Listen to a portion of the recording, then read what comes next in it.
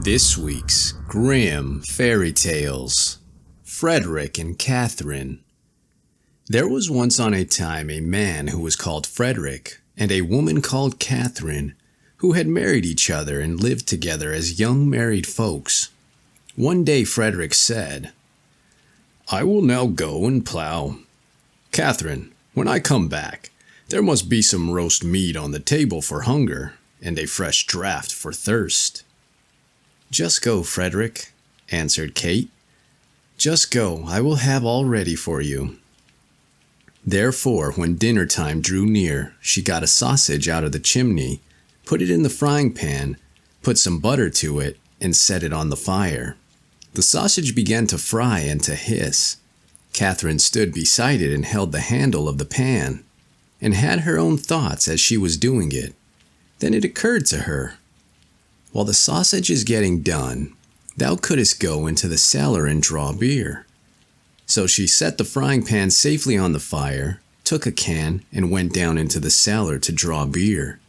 The beer ran into the can and Kate watched it, and then she thought, "Oh dear, the dog upstairs is not fastened up. It might get the sausage out of the pan." Well thought of.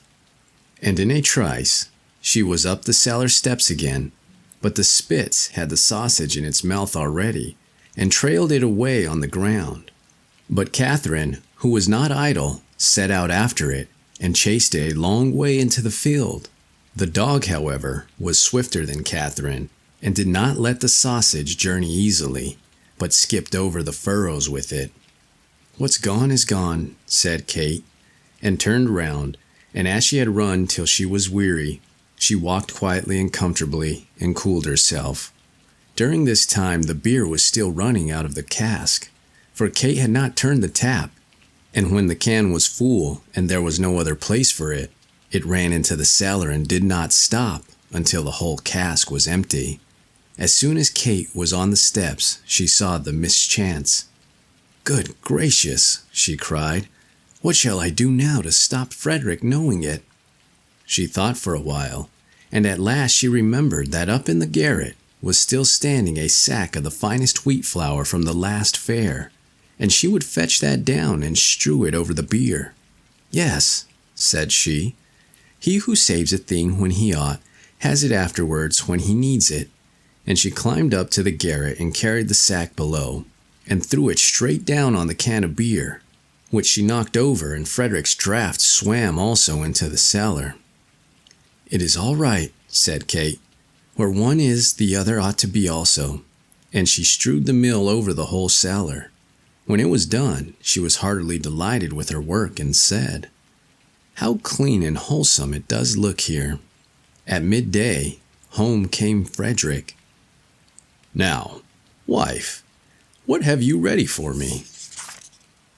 "Ah, Freddie," she answered, "I was frying a sausage for you, but whilst I was drawing the beer to drink with it, the dog took it away out of the pan.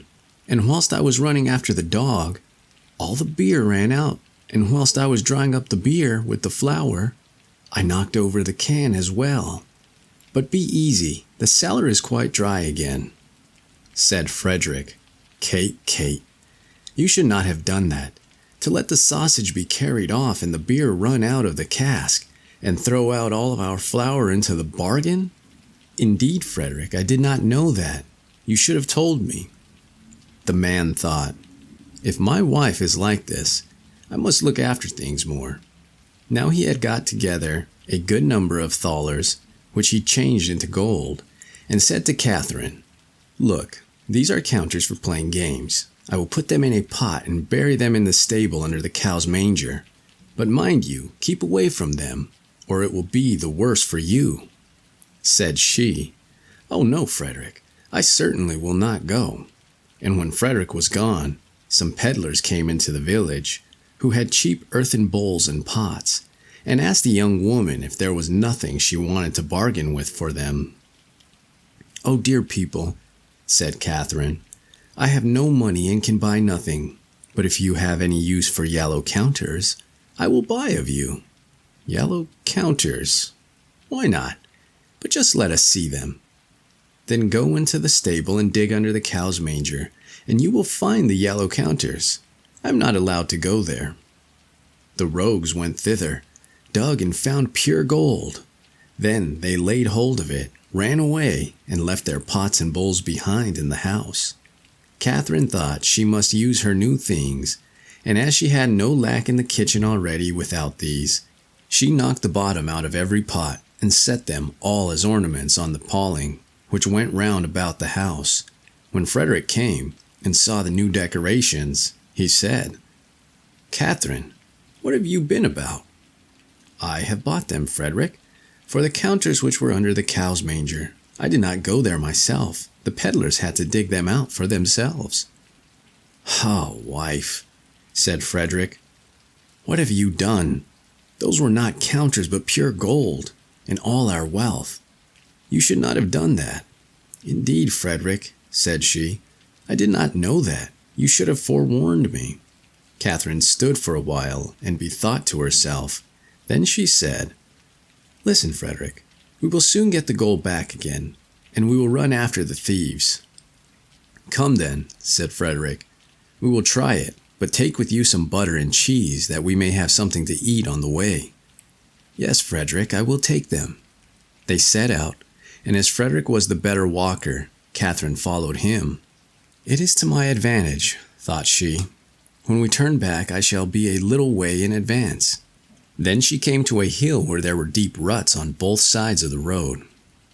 "There one can see," said Catherine, "how they have torn and skinned and galled the poor earth. It will never be whole again as long as it lives." And in her heart's compassion, she took her butter and smeared the ruts right and left, that they might not be so hurt by the wheels. And as she was thus bending down in her charity, one of the cheese rolled out of her pocket down the hill. Said Catherine, "I have made my way once up here. I will not go down again. Another may run and fetch it back." So she took another cheese and rolled it down, but the cheese did not come back. So she let a third run down, thinking, "Perhaps they are waiting for company and do not like a walk alone." As all three stayed away, she said, "I do not know what that can mean, but it may perhaps be that the third has not found the way and has gone wrong. I will just send the fourth to call it." But the fourth did no better than the third.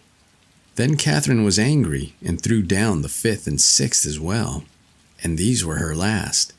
She remained standing for some time watching for their coming, but when they did not come, she said, "Oh, you are good folks to send in search of death. You stay a fine long time away. Do you think I will wait any longer for you? I shall go my way. You may run after me. You have younger legs than I." Catherine went on and found Frederick, who was standing, waiting for her because he wanted something to eat. "Now just let us have what you have brought with you," said he. She gave him the dry bread. "Where have you the butter and the cheese?" asked the man. "Ah, Freddie," said Catherine, "I smeared the cart ruts with the butter, and the cheeses will come soon. One ran away from me, so I sent the others after to call it." Said Frederick, "You should not have done that, Catherine, to smear the butter on the road and let the cheeses run down the hill. Really, Frederick, you should have told me." Then they ate the dry bread together, and Frederick said, "Catherine, did you make the house safe when you came away?" "No, Frederick. You should have told me to do it before." "Then go home again and make the house safe before we go any farther, and bring with you something else to eat. I will wait here for you." Catherine went back and thought, "Frederick wants something more to eat. He does not like butter and cheese, so I will take with me a handkerchief full of dried pears and a pitcher of vinegar for him to drink." Then she bolted the upper half of the door fast, but unhinged the lower door, and took it on her back, believing that when she had placed the door in security, the house must be well taken care of. Catherine took her time on the way and thought, "Frederick will rest himself so much longer."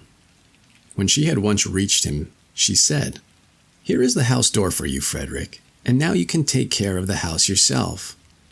"Oh, heavens," said he, "what a wise wife I have. She takes the under door off the hinges that everything may run in, and bolts the upper one. It is now too late to go back home again, but since you have brought the door here, you shall just carry it farther. I will carry the door, Frederick, but the dried pears and the vinegar jug will be too heavy for me. I will hang them on the door. It may carry them. And now they went into the forest, and sought the rogues, but did not find them. At length, as it grew dark, they climbed into a tree and resolved to spend the night there. Scarcely, however, had they sat down at the top of it, than the rascals came thither who carry away with them what does not want to go, and find things before they are lost. They sat down under the very tree in which Frederick and Catherine were sitting, lighted a fire, and were about to share their booty. Frederick got down on the other side and collected some stones together. Then he climbed up again with them and wished to throw them at the thieves and kill them. The stones, however, did not hit them, and the knaves cried, "It will soon be morning. The wind is shaking down the fir apples." Catherine still had the door on her back, and as it pressed so heavily on her, she thought it was the fault of the dried pears and said, "Frederick, I must throw the pears down." "No, Catherine, not now," he replied. "They might betray us." "Oh, but Frederick, I must. They weigh me down far too much." "Do it then, and be hanged." Then the dried pears rolled down between the branches, and the rascals below said, "The leaves are falling." A short time afterwards, as the door was still heavy, Catherine said, "Ah, Frederick, I must pour out the vinegar." "No, Catherine, you must not. It might betray us." "Ah, but Frederick, I must. It weighs me down far too much." "Then do it and be hanged." So she emptied out the vinegar, and it besprinkled the robbers. They said amongst themselves, "The dew is already falling." At length, Catherine thought, "Can it really be the door which weighs me down so?" and said, "Frederick, I must throw the door down." "No, not now, Catherine. It might discover us." "Oh, but Frederick, I must. It weighs me down far too much." "Oh, no, Catherine. Do hold it fast." "Ah, Frederick, I am letting it fall." "Let it go, then, in the devil's name." Then it fell down with a violent clatter, and the rascals below cried, "The devil is coming down the tree!" And they ran away and left everything behind them. Early next morning, when the two came down, they found all their gold again and carried it home. When they were once more at home, Frederick said, "And now, Catherine, you too must be industrious in work." "Yes, Frederick, I will soon do that. I will go into the field and cut corn." When Catherine got into the field, she said to herself, "Shall I eat before I cut, or shall I sleep before I cut? I will eat first." Then Catherine ate, and eating made her sleepy, and she began to cut, and half in a dream cut all her clothes to pieces, her apron, her gown, and her shift.